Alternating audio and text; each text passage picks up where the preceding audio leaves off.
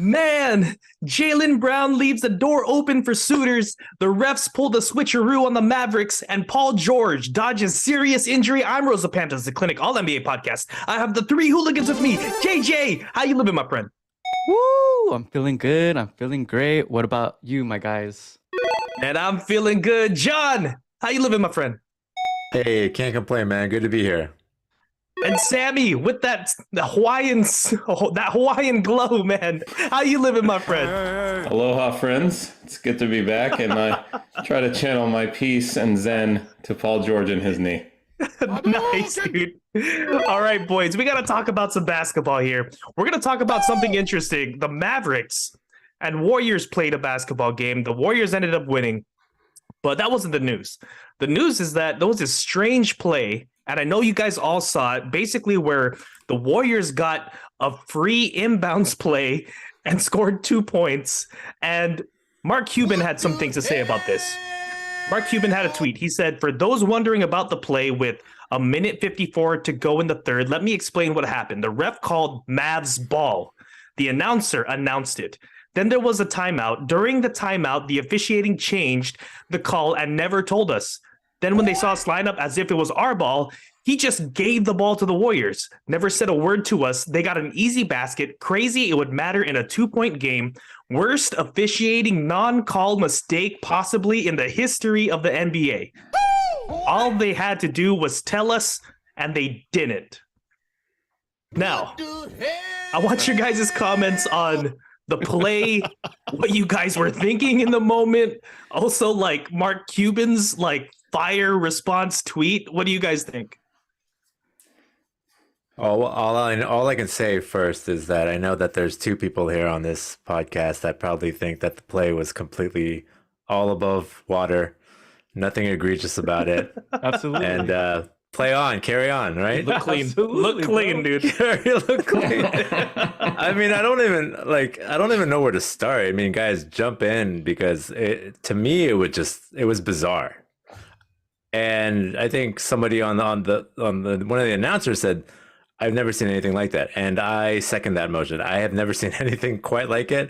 I was like, "What is going on?" I didn't even think that they actually scored that point, those 2 points, but there was obviously miscommunication there, right? And one of the thing that stood out to me is if things didn't look normal, right? If the Mavericks were all the way on the other side of the court, why would the ref give the ball to the Warriors to actually inbound it? I'm not saying that they, if they made a mistake or they didn't tell the players that they changed the call, that's fine. But to give the ball to the Warriors to actually inbound the ball when they saw that no players were on that side of the court, to me, that's a little strange.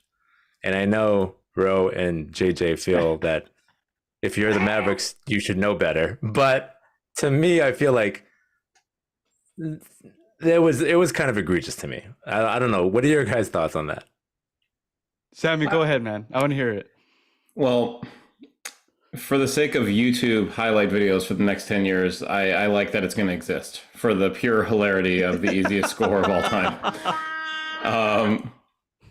John, I see your point. I mean, how are you going to hand the ball to the inbounding team, seeing that all 5 players on the other team are on the other side of the court, and knowing there was a dispute about possession right before the timeout? So it's a shady move on the ref's part. I understand why the Mavs are so angry, but I mean, what are you going to do? I guess at this point, I know they're going to protest. You guys correct me if I'm wrong, I've never heard of a formal protest actually changing anything. Yeah, they might just admit they were wrong, but that's all they're going to do. Yeah, I don't think so. Yeah, I think there's only been 2 or 3 in history. Yeah. Or in the recent memory, I guess I would say. Yeah, I'm with you on that. So it obviously matters. It is a bit egregious, but because I'm a neutral fan in this game, I just mostly found it hilarious personally. So Same here. I had I gotta hear this though. Egregious on the refs. Did the refs mess up? You think you think the refs messed I think up? on the refs, clearly there was a miscommunication in that the Mavs thought it was their ball. Looney did a great job of apparently convincing the refs otherwise, and it did not get communicated on some level. It had to be, right? Because if it was, someone on the Mavs would have said, I think we should be playing defense, although they haven't played much defense for the last month and a half. So Yeah, it didn't look much. It didn't look much different than the normal game. I that's guess. true. It was their normal 0-0 zone. So Well, okay. Before I throw it over to the Warrior fans, because I do want to hear their unbiased, impartial opinion. I'm sure we're gonna get here shortly. Is that, hey, if the Celtics didn't, if the Lakers didn't protest that Jason Tatum foul on LeBron James, then nothing goes this year. All right, who cares? Take it in stride. That's what I say. All right, go ahead, guys. Okay, well, first of all, I'm just gonna say that the ref clearly said Warrior ball facing the right-hand side from the TV angle. He pointed to the right. Where it gets ambiguous is right when that happened, Jason Kidd called timeout. And when you call a timeout, you point at the bench, which is where the confusion was for who? Just the Mavs. Steve Kerr drew up a play for Warriors ball out. yeah, pass it to Looney and let him dunk. But anyway, go. The Warriors knew Beautifully it was Warrior designed, ball. The refs knew it was Warriors ball. But here's the thing, guys. The one thing that you can't argue, John and Sammy, is that if it was Mavs ball, why the hell are you on the other side? The ball was out on the right-hand side on the TV angle, right? That's a If great you knew point. if it was your ball, then your ass, especially if you're 4 and you're number 1, so your power forward and your guard should have been taking it out. There is no excuse for 5 Mavs players on their own side of the court. The ball never advances unless it is 2 minutes within the second or fourth quarter. That's a good point. No Very excuse. good point. JJ, JJ always standing up for the refs. Absolutely. Where's your black and white striped shirt that you're supposed to wear today? I mean, what are the Mavs coaches and Mark Cuban supposed to do? Right? Are they really going to defend the fact that the Mavs actually didn't know whose ball it was? Of course they're not. They're going to defend their side. So I'm not even surprised at that part. And JJ is absolutely right. There should be only 4 players down there. Actually 3 players out. 3 players down on the other side and 2 players at least on the opposite end where the ball was being taken out. But anyway, I'm going to skip ahead to our next topic here. Jaylen Brown, he was asked about whether or not he was going to wait a year to enter free agency or maybe sign an extension. And he had this to say. He said, I don't know. As long as I'm needed, it's not up to me. Well, we'll see how they feel about me over time, and I feel about them over time. Hopefully, whatever it is, it makes sense. But I will stay here where I'm wanted. I will stay where I'm needed and treated correct. Ooh. And then he also had like some other quotes about like some of the greatest players of all time haven't finished with their organization. Michael Jordan retired a Wizard was an example that he gave. Bad if example. I'm a Boston fan, it probably was a bad example. But if I'm a Boston fan, I am like sweating bullets listening to this quote. What do you guys think about Jaylen Brown kind of leaving the door open here? Sensitive. I mean, this isn't the first time he's done it. He doesn't sound like the type of player who's committed to a city, which I don't fault him for that in the slightest. But he's just more open about it, you know? He's always kind of talked in a way where it does feel like he treats basketball like a business, but he's also really good at it, which is fine. He's been willing to stick his neck out and make some statements and have some takes that maybe other players wouldn't. It's never seemed like to me he's going to be a lifelong Celtic. It's always felt like at some point he's going to move just because he is so non-committal and is just going to do what's in his best interest. Is that 2024? It could be. I mean, I was looking at some of the teams interested, and most of them can create space somehow to accommodate him. The thing that's, I guess, an X factor is I have no idea what he would be looking for in his next spot, because clearly if it's purely about winning, then it's going to be hard to top Boston and how they're set up. So Right. That being said, exactly what his other interests are would be for us as fans to be determined. So I don't see him staying in Boston long term. Do any of you? Well, let me ask you this, Sammy. Is it okay if your girlfriend flirts with other dudes? Because everyone's going to say no, right?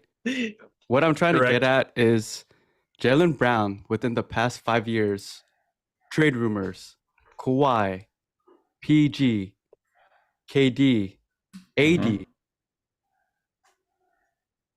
I don't think anyone likes to be part of trade rumors. And John, we had this conversation the other day about, you brought up, remember when Lamar Odom, that dude was a baller, but once his name got brought up with the Chris Paul trade, his career went downhill. And that really resonated with me, man, especially with Jaylen Brown. Like this guy was the baller of the Boston Celtics during last year's finals. If the Celtics won, he would have been finals MVP, not Tatum. But it's kind of weird. Like Tatum gets all the love, as he should, but more love than Jaylen Brown. And Jaylen Brown, I would say, is more consistent. Jaylen Brown, however, even with that really admirable performance for the finals, still into trade talks with KD. And you know, you always say it, John, today's athlete, super sensitive, man. Yeah. So here's my take on this, guys, is I think this is a smart business move, whether you're Jaylen Brown or whoever you are. And Sammy mentioned this being from Jaylen Brown approaching this like a business, because it is a business ultimately, is that you don't tip your cap and you leave things open-ended because you don't know if you're going to be there forever. You don't know what life or what other variables are going to come into play, right? It's like just having that leverage, but also he has the ability, let's say that he does leave, right? Or he's offered more money, or for whatever reason he wants to relocate. It doesn't make him look like a fool by saying, no, I want to be a Boston Celtic for life. And I don't know if you guys remember this, but when Kyrie Irving was a Cleveland Cavalier, he was at some kindergarten or some sort of event with kids. This little innocent, cute kid asked the question, said, Kyrie Irving, are you going to be a Cleveland Cavalier for life? And Kyrie's response was, of course I am. I'm not going anywhere. And that clip, and just like for me, it's Jaylen Brown just being real about it, right? And to me, it's also putting a lot of pressure on the organization to make sure that they don't get complacent. So for me, it's smart all around. And he doesn't owe anything to the fans. Of course, Boston Celtic fans want to hear, I want to be a Celtic for life. But to me, that's very unrealistic. And so I think it's a smart business move. And in regards to Sammy's question, do I think he's going to be a Boston Celtic for life? My gut is telling me no. And I'll leave it at that. I just don't think he will end up being a Celtic forever. It's just weird though, John, that he would even say this right before playoffs. We've seen it with like KD, where KD gets super weird. Like Sammy, remember 2019 KD's last year with the Warriors, last year with the Nets? You don't know if he's going to resign, and then it causes all this drama. Is this what the Celtics want? It's a good business move, but I don't think it's good for the locker room.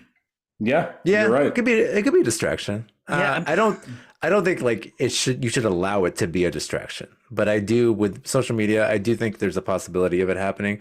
But I don't know the context. Did some reporter ask him this question? I mean, it sounds like it based on his quote. Yeah, he was basically asked on whether or not he was looking forward to like a contract extension or maybe wait until free agency. And this is the answer he came up with. And the thing that concerns me is that like the more political answer would have been like, yeah, like either way, I would love to be a Boston Celtic if they would have me, and basically like leave it at that. But to me, this answer, I mean, it's so long and it's almost like steering the other way. Like contract negotiations have not been good or kind to him at all, where he's already like imagining a future without, wearing the green. And to me, it's surprising because it's like Jaylen Brown, just like Jason Tatum, I mean, they were raised right there in Boston, as NBA superstars. Not a good look that you name drop Michael Jordan retired as a Wizard either. Yeah. And well, in addition to that too, though, I think what JJ said is very accurate. It's like, yeah, he came up in Boston, but he keeps getting thrown into every trade rumor. And maybe this is a little bit of business where he's throwing it back in their face. Like, if you're going to keep talking about trading me, who says I want to be here? Yeah. You know, and just as a kind of a tangent, I just got curious to look at that year. Obviously, a lot of these will be settled beforehand. Check out this free agent list that year, right now, player options and what have you.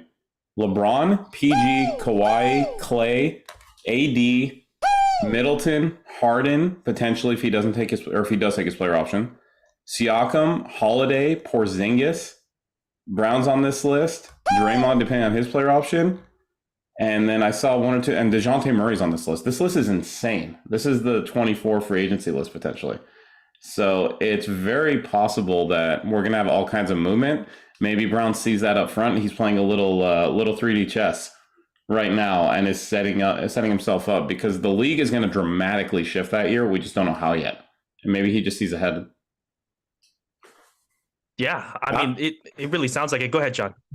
I was just going to say the quote is just, sorry, JJ's right. Like some of the greatest players of all time haven't finished their career with their organization that they started with. I mean, can we take a step back? He is basically implying that he's one of the greatest players of all time, or he's going to be one of the greatest players of all time. I mean, come on, let's just blow the brakes, pump the brakes a little bit here, Jaylen. And it looks like we have some comments on YouTube. It's basically talking about the Clippers, and we're actually going to get to that right after a break with a word from our sponsor.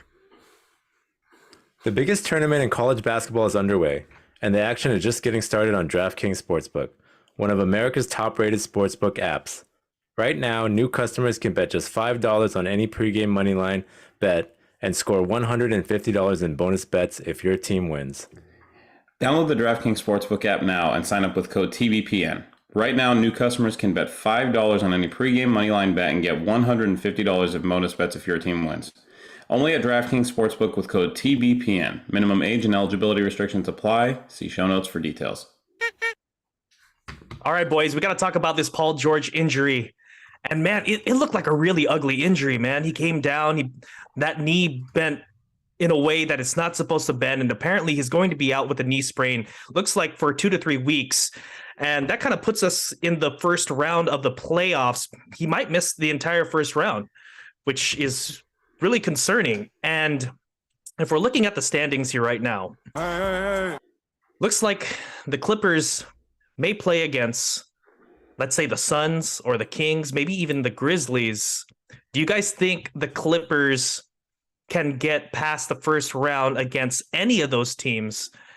And before you guys answer, I want you guys to know that Xavier Woods, who's on our YouTube channel right now, said Kawhi's legacy, Sammy, is on the line for this playoffs. No excuses now. I want the same energy given to LeBron.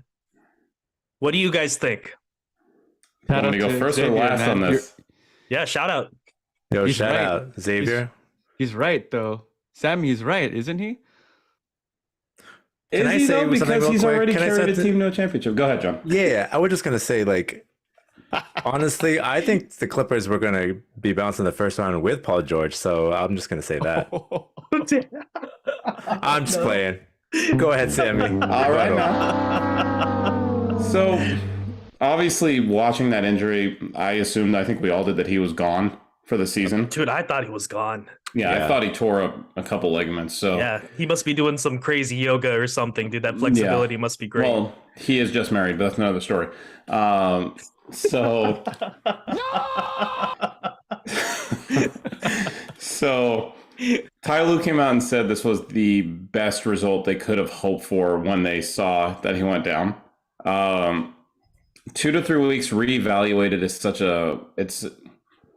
it's a very vague statement. And so what I'm assuming is when they say a sprained knee, by definition, that means that it was probably a grade 1. He stretched some ligaments, I would think, is what that means. And they need to see how well they recovered. So going into your question, can they win the first round without him? I do think that largely depends on the opponent. I actually thought they had a decent shot against Phoenix at full strength. I don't think this version can win without PG against them. Memphis and Sacramento, I still think could be toss-ups. I just think Memphis is so inconsistent in terms of what kind of effort we've seen from them. We can see them beat anybody, but then, like yesterday, for example, they beat Houston by 5 at home. So I don't know how that's going to go. Every game the Clippers play against Sacramento going back 5 years is a 1-point game. It feels like, including that ridiculous double overtime loss this year. And then I think they lost to them again by 1 point a week and a half later. So I could see this going either way. I do think it largely depends on matchup. Just as important will be, do they fall into the plan? The rest of their schedule is pretty favorable. They've got New Orleans and Chicago at home, couple games with Memphis, which should be tough, but then Pelicans, Portland on that list, a resting Phoenix team, and then a very interesting game with the Lakers, which the Lakers will obviously need. So I think if they can settle into 6, they'll be okay if they get good news from him. In regards to what it means for Kawhi, the fact that we've already seen him basically carry Toronto to a championship on a 1-year rental with no chemistry, if you think about it with that team. I think his legacy is defined, but I think it's complicated because he has played so few games in the regular season, but in the playoffs, he's always been pretty incredible. So I get the complaints with him, but I don't think you can question his playoff performance. That's how I see it personally. What do you guys think?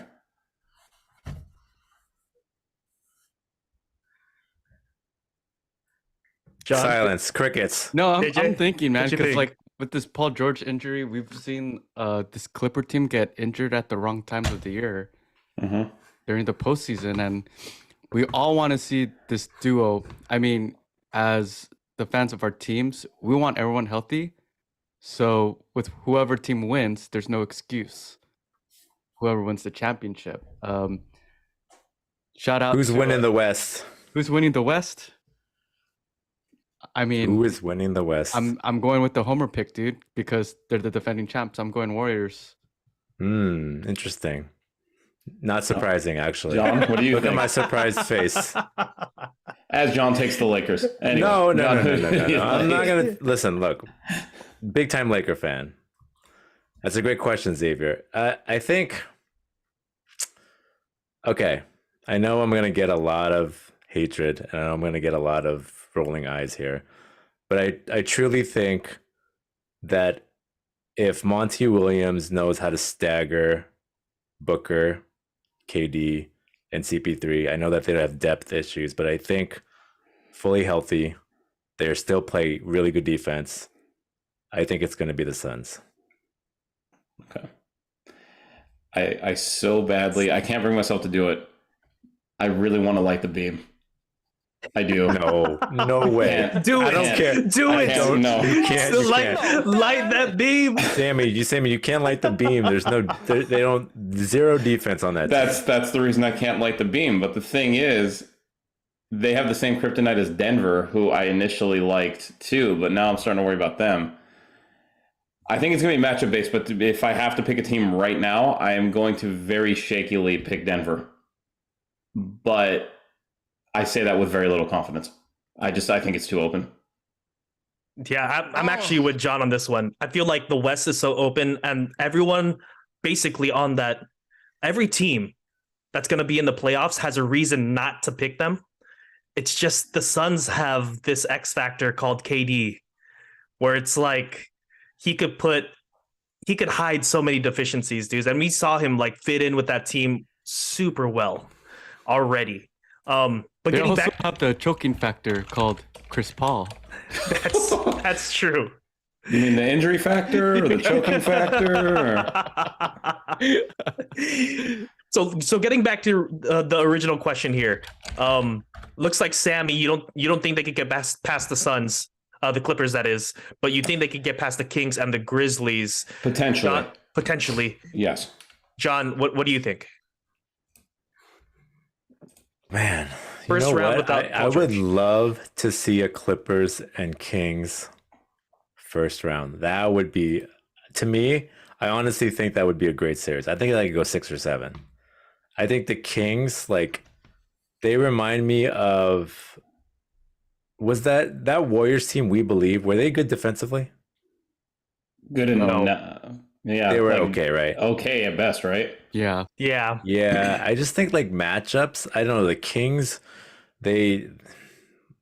I don't know, man. I that would be a great series, but I do think that the Clippers could beat the Kings. I don't think they could beat the Suns.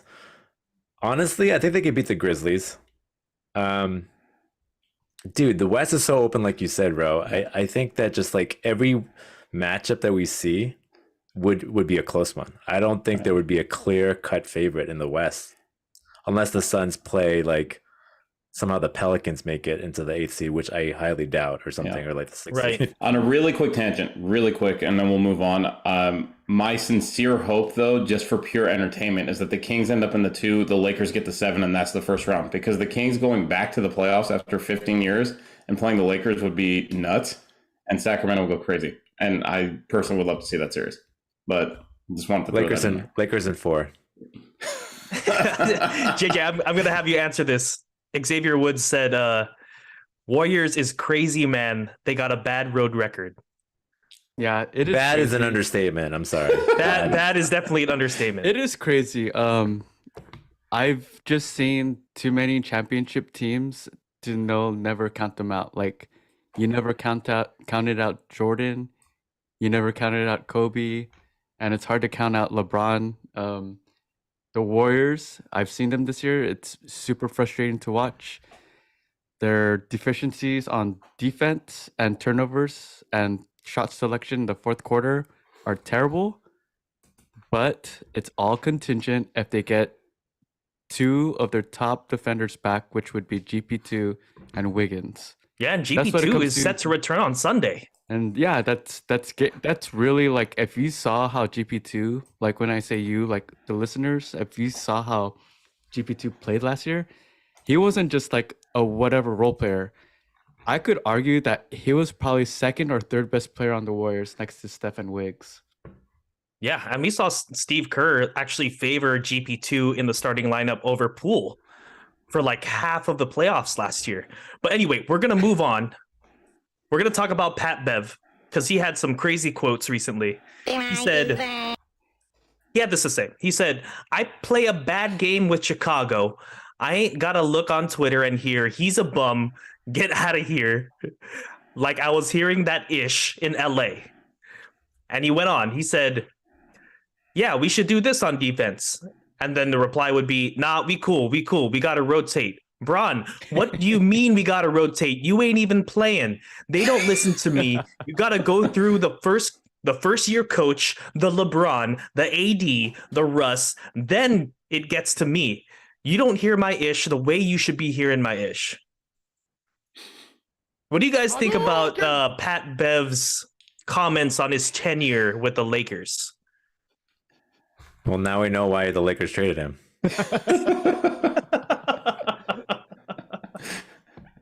Go ahead. I'll add to that later. All right. Well, where to start with this? All right.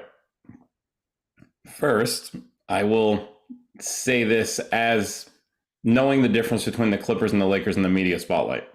If you play for the Lakers, everyone's watching. It doesn't matter if they're 20-40 or 50-10. They're going to get attention. So the reason that you're not seeing it on Twitter when you play Chicago is because, I'm sorry to say this, but the Bulls aren't good and no one's paying attention. It doesn't matter. So that's a big part of it. And the Clippers fan base, LA or not, is probably realistically 20% of the Laker fan base. And most of the Clipper fan base is so used to failure that they tend not to attack players other than Marcus Morris on Twitter. No offense, Marcus Morris, but that's what I'm seeing lately. So that's a big part of this. In terms of telling people what to do on defense, like there's always going to be a pecking order. When he came to the Clippers team, that team was young. They were going to be willing to take advice from a defensive leader. And that first team he was on didn't really have a true star. That was that team that had Lou Will on it. I think Crawford was in for a year before he went out. Like there wasn't a true number one, so he could lead the defense. If you're on a team with LeBron, with AD, with Russ, like you're not going to be the first voice in the locker room. And the fact that he doesn't understand that says that he's still, a little naive about how locker rooms are going to get dictated at this point. So Like, I get his passion, I respect it, but the whole quote sounds exactly like something Pat Beverly would say to me, and I'm not remotely surprised. Like, not even in the slightest. Too bad Pat Bev is playing with someone that claims to be the king, self-proclaimed king. There's no way that LeBron King James is going to listen to a player who gets paid by the vet minimum. It's not going to happen. You have AD who doesn't even try on defense in the first quarter. Why should he listen to Pat Bev? And then Russ, obviously John and Sammy's favorite player. We've seen Russ not even listen to KD, not even listen to James Harden, not even listen to LeBron. So why would he listen to Pat Bev? So I kind of see Pat Bev's kind of thought, which is like, I'm suggesting something, but there is a pecking order. And sorry, man, you are bottom of that order. Whether you feel like you're not supposed to be there or not. Like straight up, you know? Look, before I rip into Pat Bev, I'm going to say this. He did give us one of the most entertaining moments of this NBA season when he ran onto the court with an SLR camera, pleading with the referee, showing him the clip of Jason Tatum fouling LeBron James. Yeah, that was hilarious. That was up there. That's up there. Good. Not even this year. That's like top 5 in the last 10 years. Yeah. All time, yes. Along with the greatest play and celebration of all time last year. So he's given us some memorable moments. He has. He's entertaining. I'll say that. But, okay, Pat Bev, if I'm speaking to you, look, what Sammy said was absolutely correct. This is LA, La La Land. You are going to get the spotlight. Doesn't matter. When we had Smush Parker on our team, we still got the spotlight. That says a lot. And look, even our fans, man, like they are toxic. I'll admit it, and that they get a lot of hate. Listen, that's not the majority though, and this is like LA, Hollywood. There's a lot of people like that here in in LA. But when LeBron James has a bad game, they start calling him a bum. Some people start calling him a bum. I mean, come on, that's like outrageous, right? That's just an outrageous take, and it's something that you shouldn't even pay attention to. So, I mean, he just acts like he's surprised, but I get it. Maybe he's not surprised, but the fact that he's bringing this up it's to me, it's just like, well, you're not a Laker anymore, right? Why are we still talking about you, or why are you still talking about us? Move on. Hope you do well in Chicago. Hope you make. It's going to be interesting when the Bulls play the Lakers. I'll say that they play them twice here in the last 8 games, I believe. I think it's a back-to-back actually, and so those are going to be huge games. And my God, as a Laker fan, if the Bulls win that game, I may have to turn off the TV and not watch for the next 5 days because I know it's going to be terrible. Pat Bev says, like, I play a bad game with Chicago. I ain't got to look in Twitter and hear he's a bum. Like, Pat Bev, like, think about the aspirations of, like, each team. Like, the Lakers, they're aspiring to get a championship. Right now, the Bulls, it seems like they just want to stop the Lakers from getting into the playoffs. Like, there's no like, championship aspiration there right now, right? Because, like, no one's really watching Chicago right now. I mean, it sounds kind of harsh, but it's the truth. So I don't think you would see those things on Twitter. But anyway, we're going to take it to the next topic here. So Kyrie Irving, there's been like some buzz like around pundits and stuff like that talking about Kyrie Irving possibly joining with the Lakers for this next coming off season. And there's a report from The Athletic. It says, what I've been told from my sources around the organization, they wanted to run this situation, as in the current roster, back. It looks good so far. They've won a lot of games. They've done a lot of winning without LeBron James. That's something that's kind of been under discussed. The non-LeBron minutes were always an issue for the Lakers going back to his first year in LA and the championship season. This is my 3rd season on the beat, and this is the best chemistry and vibes I've seen around the team. From what I'm told, they're not going to be pursuing Kyrie Irving this offseason. So this is kind of like a change, because a lot of us kind of speculated that Kyrie Irving may be joining LeBron in LA. What do you guys think about now the opposite's happening, where Kyrie is not going to be joining LA? Do you think this is the right move? I think the Lakers need to look into last year with or 2 years ago with what happened with the Nets, June, because I felt that with Kyrie and KD and their supporting players, they were really good, man. James Harden got traded for Karis LeVert and Jared Allen. And I feel that sometimes, I know the NBA has had history of top-heavy talent, but depth is important in the playoffs. It can be very important. And Karis LeVert, wasn't he an all-star last year too, guys? I Or don't Jared think so. Allen? Jared Allen. Jared Allen. Yes, was Jared an Allen. all-star. Yes. Jared Allen was an all-star. So it doesn't necessarily mean that if you have 3 top 25 players on your team, you might win. Because I don't know. I don't know if the right move is to trade your depth. And I know I just referred to the Nets, but look at what happened when the Lakers traded for Westbrook. They gave up their depth. They traded all those players that helped them win the bubble championship, and that totally messed up with their defense. And the Lakers were known as a defensive team. So are you, long story short, fellas, sometimes you just need games and reps to gel, to get chemistry. And I think that's what they need. Mm-hmm. I'm What do you think, at Sammy? I'm at the point with this where every time Kyrie gets traded, it kind of proves to me why a team probably shouldn't want him going forward if he's one of the lead 2. And I Yes. don't get why in the world the Lakers would want him at this point. Ever since he's been to Dallas, I tried to do some quick math. I believe the Mavs are 7-11 since that trade. And everywhere he's gone outside of that Boston scenario and 1 year in Cleveland, he keeps failing. I mean, that's what I'm saying. Wow. The Brooklyn experiment. I mean, I know the Clippers and the Nets, they formed the teams at the same time. I know the Clippers haven't gone well. The Nets was even worse. That team got destroyed in a couple of years. They lost all their assets. This thing in Dallas isn't going well. The Lakers, meanwhile, pulled off a great trade deadline. Like, why would you break that up to bring this guy in?